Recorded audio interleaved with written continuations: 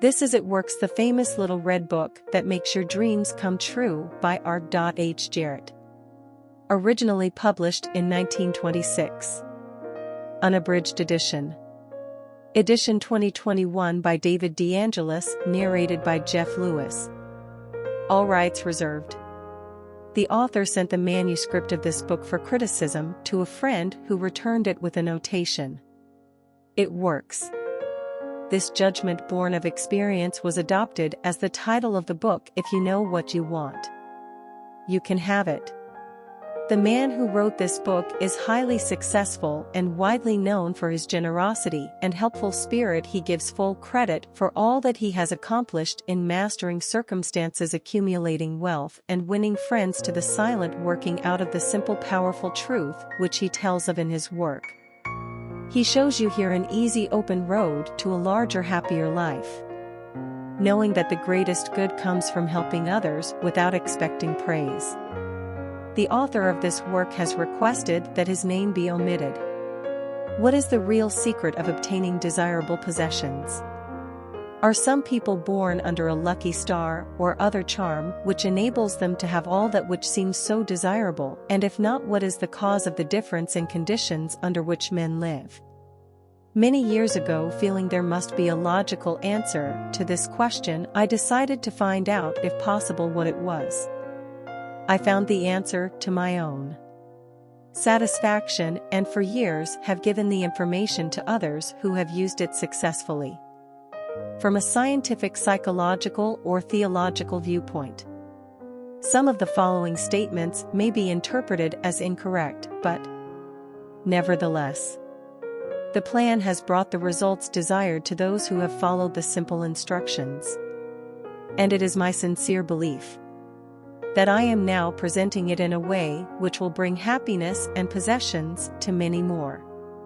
If wishes were horses, beggars would ride, is the attitude taken by the average man and woman in regard to possessions. They are not aware of the power so near that it is overlooked, so simple in operation that it is difficult to conceive, and so sure in results that it is not made use of consciously or recognized as the cause of failure of success. Gee, I wish that were mine, is the outburst of Jimmy the office boy as a new red roadster goes by, and Florence the telephone operator expresses the same thought regarding a ring in the jeweler's window, while poor old Jones the bookkeeper, during the Sunday stroll, replies to his wife, "Yes, dear.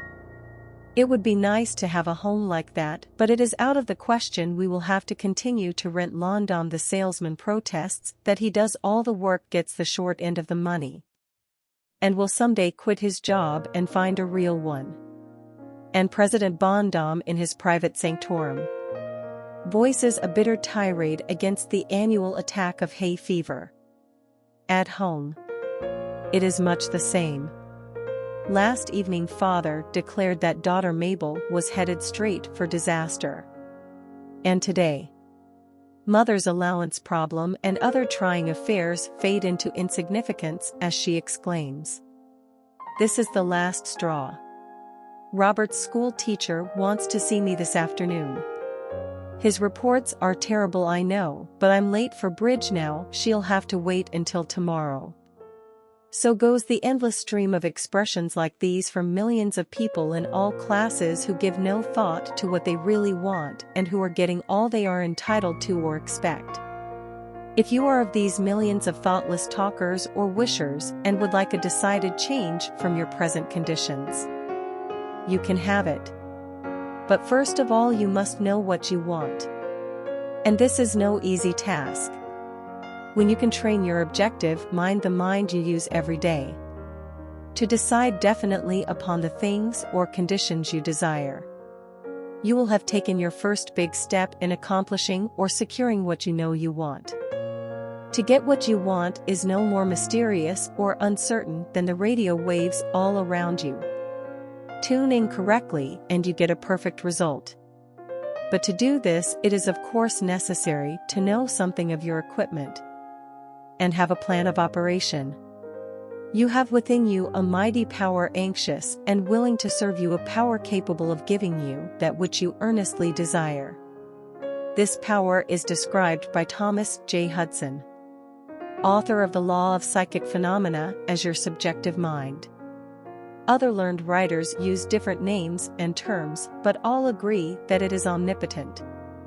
Therefore, I call this power Emmanuel, God in us. Regardless of the name of the great power or the conscious admission of a God, the power is capable and willing to carry to a complete and perfect conclusion very earnest desires of your objective mind. But you must be really in earnest about what you want. Occasional wishing or half-hearted wanting does not form a perfect connection or communication with your omnipotent power. You must be in earnest, sincerely and truthfully desiring certain conditions or things. Mental, physical or spiritual. Your objective mind and will are so vacillating that you usually only wish for things, and the wonderful capable power within you does not function. Most wishes are simply vocal expressions. Jimmy the office boy gave no thought of possessing the red roadster. Londom the salesman was not thinking of any other job or even thinking at all. President Bondom knew he had hay fever and was expecting it.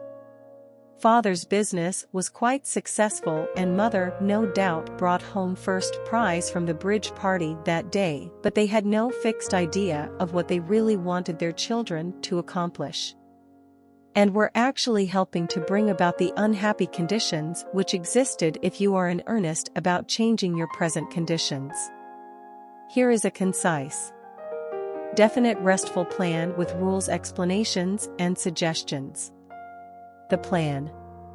Write down on paper in order of their importance the things and conditions you really want. Don't be afraid of wanting too much. Go to the limit in writing down your wants.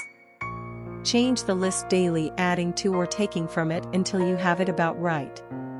Do not be discouraged on account of changes, as this is natural.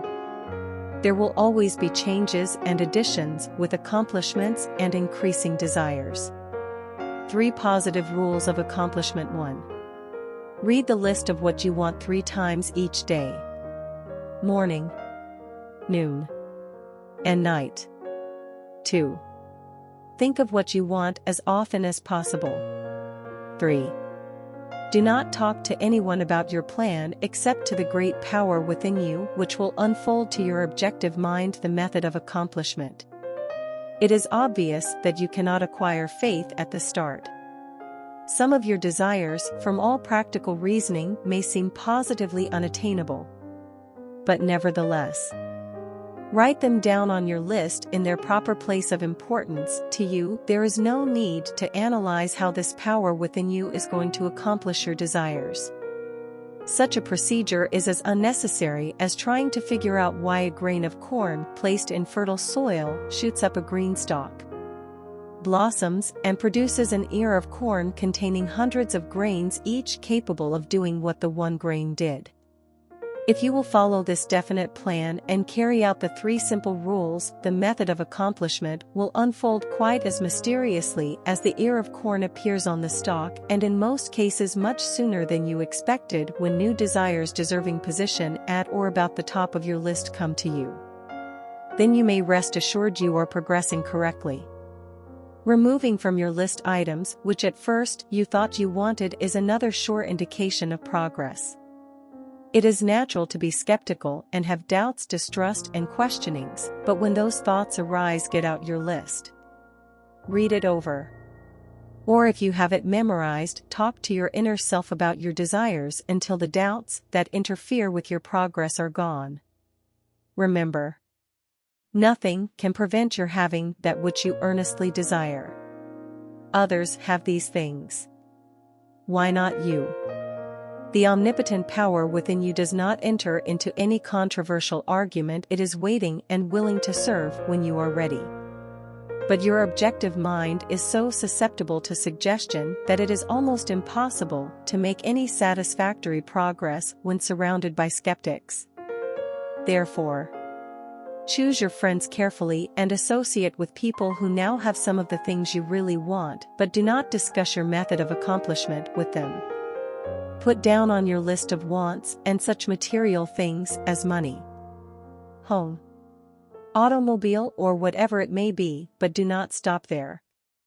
Be more definite. If you want an automobile, decide what kind, style, price, color, and all the other details, including when you want it. If you want a home, plan the structure, grounds and furnishings, decide on a location and cost. If you want money, write down the amount. If you want to break a record in your business, put it down. It may be a sales record, if so, write out the total, the date required, then the number of items you must sell. To make it, also list your prospects and put after each name the sum expected. This may seem very foolish at first, but you can never realize your desires if you do not know positively and in detail what you want and why and when you want it. If you cannot decide this, you are not in earnest. You must be definite. And when you are, results will be surprising and almost unbelievable. A natural and ancient enemy will no doubt appear when you get your first taste of accomplishment. This enemy is discredit, in form of such thoughts as, "It can't be possible. It just happened to be." What a remarkable coincidence! When such thoughts occur, give thanks and assert credit to your omnipotent power for the accomplishment. By doing this, you gain assurance and more accomplishment, and in time prove to yourself that there is a law which actually works at all times, when you are in tune with it. Sincere and earnest thanks cannot be given without gratitude, and it is impossible to be thankful and grateful without being happy. Therefore, when you are thanking your greatest and best friend, your omnipotent power, for the gifts received, do so with all your soul and let it be reflected in your face. The power and what it does is beyond understanding. Do not try to understand it, but accept the accomplishment with thankfulness, happiness, and strengthened faith. Caution. It is possible to want and obtain that which will make you miserable, that which will wreck the happiness of others, that which will cause sickness and death, that which will rob you of eternal life. You can have what you want, but you must take all that goes with it. So in planning your wants, plan that which you are sure will give to you and your fellow man the greatest good here on earth, thus paving the way to that future hope beyond the pale human understanding. This method of securing what you want applies to everything you are capable of desiring, and the scope being so great, it is suggested that your first list consists of only those things which you are quite familiar, such as an amount of money or accomplishment, or the possession of material things. Such desires as these are more easily and quickly obtained than the discontinuance of fixed habits, the welfare of others, and the healing of mental or bodily ills. Accomplish the lesser things first, then take the next step. And when that is accomplished, you will seek the higher and really important objectives in life. But long before you reach this stage of your progress, many worthwhile desires will find their places on your list. One will be to help others as you have been helped. Great is the reward to those who help and give without thought of self, as it is impossible to be unselfish without gain. In conclusion, a short while ago, Dr. Emile Cui came to this country and showed thousands of people how to heal themselves. Thousands of others spoofed at the idea, refused his assistance, and are today where they were before his visit. So with the statements and plan presented to you now, you can reject or accept. You can remain as you are or have anything you want. The choice is yours. But God grant that you may find in this short volume the inspiration to choose aright, follow the plan, and thereby obtain, as so many others have, all things, whatever they may be, that you desire. Read the entire book over again and again, and then again. Memorize the 3 simple rules. Test them now on what you want the most this minute. This book could have been extended easily over 350 pages, but it has been deliberately shortened to make it as easy as possible for you to read, understand, and use. Will you try it? Thousands of better lives will testify to the fact that it works. A note from the author. Dear reader, the great possessions of life are all gifts mysteriously bestowed. Sight, hearing, aspiration, love, or life itself. The same is true of ideas. The richest of them are given to us, as for instance, the powerful idea which this book has given you. What are you going to do with it? Are you surprised when I tell you the most profitable thing you can do is to give it away? You can do this in an easy and practical way by having this book sent to those you know who need it. In this way, you can help in the distribution of this worthwhile effort to make the lives of others better and happier. You know people who are standing still or who are worried and discouraged. This is your chance to help them help themselves. If you withhold this book from them, you will lose this conscious satisfaction that comes with doing good. If you see that they get this book, then you put yourself in line with the law of life, which says, you get by giving. And you may rightly expect prosperity and achievement. At the very least, you will have inner sense of having done a good deed with no hope of being openly thanked, and your reward will come secretly in added power and larger life. The author. This has been It Works, the famous little red book that makes your dreams come true. By R.H. Jarrett. Edition 2021 by David DeAngelis, narrated by Jeff Lewis. All rights reserved.